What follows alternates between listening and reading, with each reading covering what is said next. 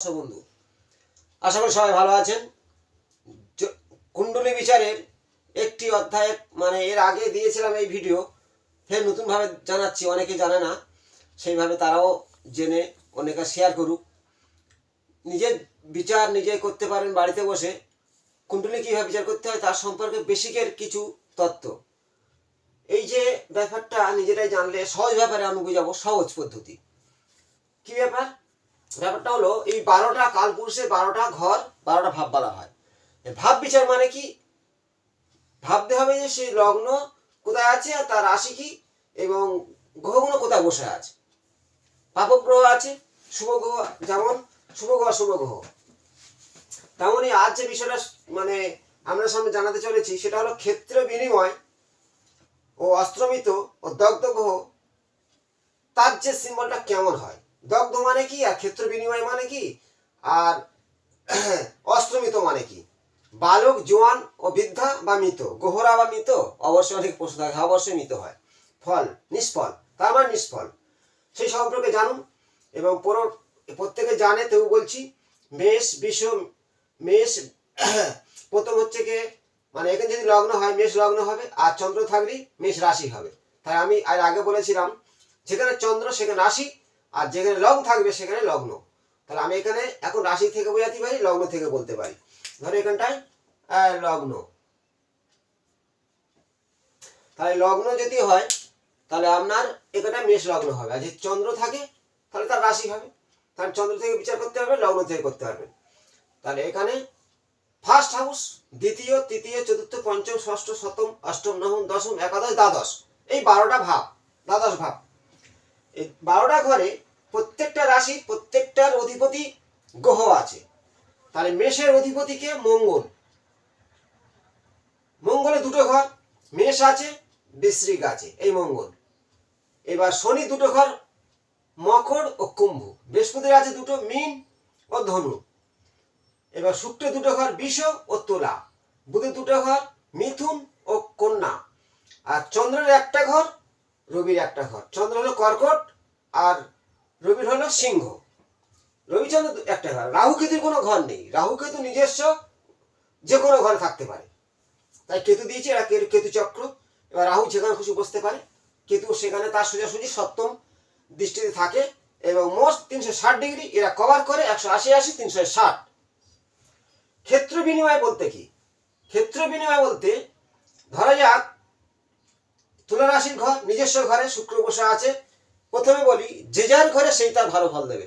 আমি আমার ঘরে আমি দাদাগিরি করতে হবে, অপরের ঘরে গেলে তাহলে আমার সেই দাদাগিরি চলবে না। মিত্রর ঘরে গেলে তাহলে আমার সেই দাদাগিরিটা চলবে। আমি পরিষ্কার একটা সিম্পল বোঝাচ্ছি। এবার শত্রু যদি শত্রুর ঘরে যায় সেখানটাই তাহলে ক্ষেত্র বিনিময় হয়ে গেলে তাহলে তার সেই ফলটা হয় না, কারণ শুক্রের শত্রু হচ্ছে গিয়ে বৃহস্পতি। তাহলে দেবগুরু বৃহস্পতি আর দৈত্যগুরু শুক্রাচার্য। তাহলে বৃহস্পতি দুটো ঘর বললাম, মীন ও ধনু। শুক্র দুটো ঘর, তুলা ও বিষ।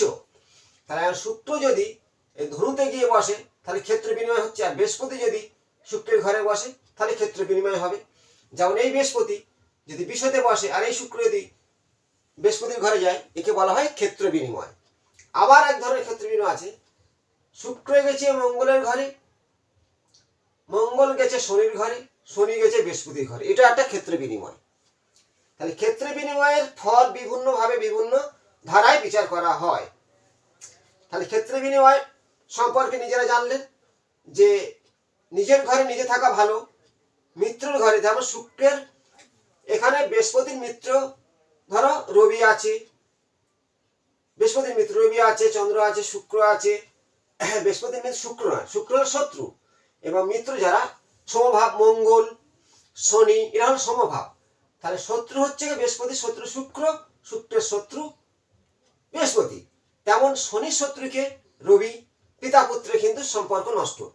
তাহলে শনি যদি পঞ্চম ঘরে এই ঘরটায় আসে, রবির ঘরে রবি যায় শনির ঘরে, এটাও ক্ষেত্র বিনিময় হয়। আবার শনির শত্রু রবি, রবি শত্রু শনি। তেমনই চন্দ্রের শত্রু শনি আর শনির শত্রু চন্দ্র। তাহলে বোঝাতে পারলাম যে শত্রু যদি শত্রুর ঘরে যায় তাহলে কিন্তু অনেকটা সমস্যা ঘটে। মিত্রর ঘরে গেলে, মিত্র ঘরে গেলে সমস্যা হয় না। তেমনি শত্রু মিত্র সম্পর্কে আমি পরে আবার কিছুদিন জানাবো। আগে ভিডিও দিয়েছি, যদি কেউ চার্জ করে আমার ফোনটা ভালো করে, তাহলে আমি আমার সেই ভিডিওটা দেখতে পারবেন। পরিষ্কারভাবে বোঝাচ্ছি যে ক্ষেত্র বিনিময় হলে আপনার জানুন যে আমরা ছকে দেনে মঙ্গল যদি নিজের ঘর, মেষের ঘর ও এই যে বৃশ্চিক ঘর নিজের ঘর ছেড়ে দিয়ে সেই শনির ঘরে যায়, তাহলে মঙ্গল আবার শুক্র শত্রু হয়, শুক্রের ঘরে চলে আসে, তাহলে ক্ষেত্র বিনিময় হলে তার একটা ফল বিপরীত ফল দান করবে, মিত্রের ঘরে যেতে পারে। তাহলে ক্ষেত্র বিনিময় সম্পর্কে জানালাম। এবার দেখো দগ্ধ গ্রহ কাকে বলে। দগ্ধ মানে কি? দগ্ধ একমাত্র রবি হচ্ছে কি একটা বিশাল একটা বড় আগুন, মানে আলো জ্বলছে আপনার ঘরে, মানে ছোট্ট একটা ডুম জ্বলতেছে।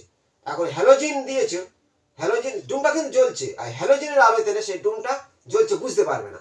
তেমনি রবির কাছে যে গ্রহ চলে আসবে কাছাকাছি, ডিগ্রিটা কি সম্পর্কে বুঝবে।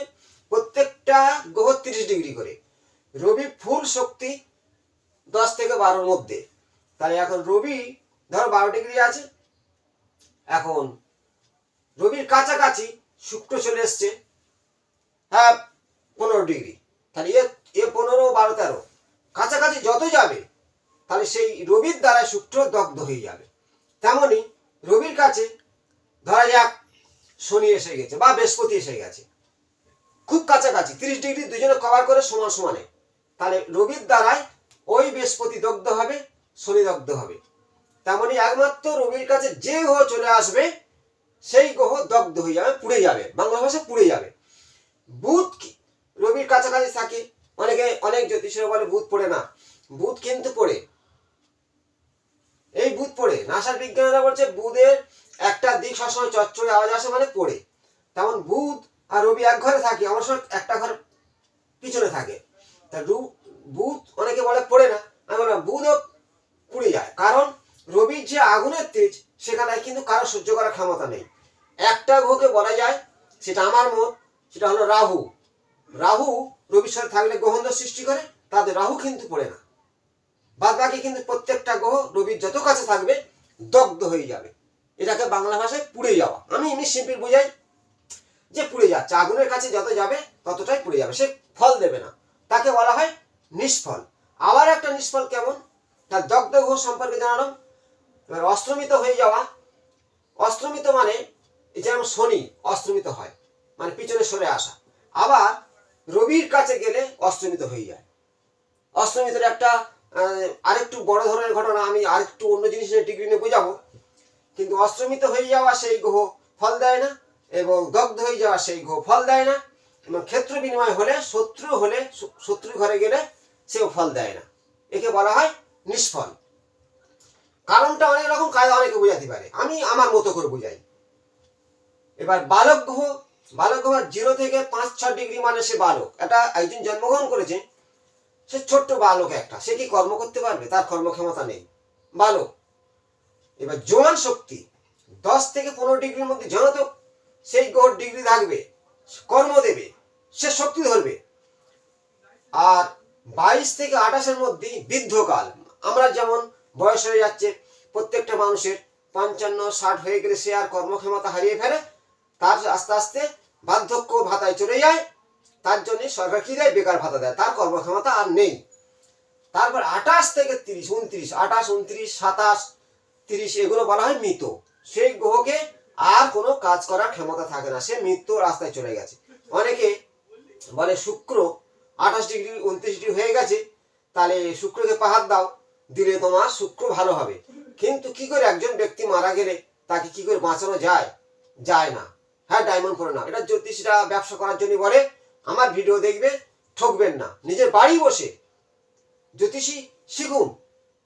মানুষ গিয়ে জ্যোতিষকে লাখ লাখ টাকা দিয়ে ঠকছে, এটা উচিত নয়। নিজের সম্পর্কে জানুন। একটা শুক্র গ্রহ, শুক্র ধরো কারো রাশিচক্রে একদম মানে 28-29 ডিগ্রি হয়ে গেছে, তো শুক্র খারাপ। তা শুক্র খারাপ বলে কি হয়? সুখ কেড়ে নেয়, যৌবনের সুখ নষ্ট হয়ে যায়, নারীদের ক্ষেত্রে সন্তান ধারণ ক্ষমতা নষ্ট হয়ে যায়, পুরুষদের অক্ষমতা হয়ে যায়। তাহলে এই শুক্র 28 ডিগ্রি 29 ডিগ্রি হয়ে গেছে, ডায়মন্ড পড়লে কি তার শুক্র কি পাহাড় বাড়বে? কোনোদিন বাড়বে না। সাবধান হন, নিজেদের সম্পর্কে জানুন যে শুক্র 28 ডিগ্রি হয়ে গেছে, কোনোদিন হবে না। আমার সাথে মঙ্গল 28-29 হয়ে গেছে, সেই জাতক জাতিকা ভয় পাচ্ছে, ভীত হয়ে যাচ্ছে, মানে মঙ্গল ডাউন, শরীরে ব্লাড ক্ষমতা কমে যায়, রক্ত শূন্য হয়ে যায়, এবং মঙ্গল খারাপ থাকলে তার বিভিন্ন সমস্যায় ভুগতে হয়। তাহলে মঙ্গলকে পলাপরে নাও, পলাপলে কি হবে? 28-29 মানে সে মঙ্গল মৃত হয়ে গেছে, কোনোদিন হয় না। তাই ডিগ্রি সম্পর্কে মেন, গ্রহরা ডিগ্রি ছাড়া ফল দেয় না। হ্যাঁ, যে কোনো গ্রহ 10 থেকে 12, এমনিতে আমি রবি বলে 10 ডিগ্রি থেকে পূর্ণ শক্তি ধরে যায়, তেমন 15 ডিগ্রি ঠিক আছে। চন্দ্র 10 থেকে 12, এর উপরে গেলে আস্তে আস্তে তার শক্তিহীন হয়। তবু ধরা যাক 22-20 পর্যন্ত অনেকটা কাজ করবে।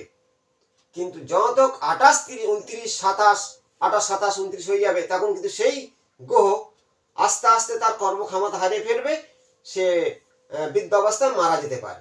তাহলে সেই মারা গ্রহটা যে মরে গেছে, আপনার রাশি চক্রে দেখলে শুক্র ড্যামেজ হয়ে গেছে, মানে সে শুক্র মারা গেছে, তাকে হিরে পড়তে বললো, কোনোদিন কাজ হবে না। মঙ্গল 28-29 হয়ে গেছে, কোনোদিন কাজ করবে না, সে স্টোন পড়লে কোনোদিন হয় না। এটা তার গ্রহর ডিগ্রি অনুযায়ী ফল দান করে থাকে। আর একটা জিনিস বলবো, নিজের চোখে দেখবেন শত্রু মিত্র একটা ব্যাপার আছে। রবি শনি শত্রু হয়, বা শনি চন্দ্রের শত্রু হয়, এরা দুজনে একই ঘরে বসে আছে, তার জীবনে ছন্নছড়া বিষ যোগ, সারা জীবন কষ্ট, স্বামী স্ত্রীর অশান্তি, বা মানে এমনকি ছন্নছড়া হয়ে যাচ্ছে, বিভিন্ন সমস্যা অশান্তি বেঁধে আছে। শনি চন্দ্র কোনোদিন শনির পাহাড় দেওয়া যাবে না, কারণ চন্দ্র একে শনির দ্বারায়, আবার ডিগ্রি অনুযায়ী, যে শনির ডিগ্রি বেশি না চন্দ্রের ডিগ্রি বেশি, সেই অনুযায়ী সেই গ্রহকে পাহাড় দেওয়া উচিত। বা কোন ভাবে বসে আছে, কোন ঘরে বসে আছে, কোন ঘর দৃষ্টি পড়ছে, সেটা অবশ্যই জানা উচিত। কিন্তু আমি আর অত কিছু বোঝাতে গেলে হয় না, ছোট ছোট ভিডিও মানুষের দেখারও তাই ধৈর্য নেই।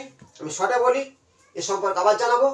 আজ জানালো ক্ষেত্র বিনিময় হওয়ার কারণ ও দগ্ধ গ্রহ বা মৃত গ্রহ এবং গ্রহদের ডিগ্রি ছাড়া ফল দেয় না। আর প্রত্যেকটা গ্রহ নক্ষত্রের দ্বারাই পরিচালিত হয়। সেই নক্ষত্র কিন্তু কোন নক্ষত্রে বসে আছে তেমনই তার ফল দান করে থাকবে। নক্ষত্র নিয়ে আমি আবার ভিডিও দিয়েছিলাম, আবার পরবর্তী দেবো।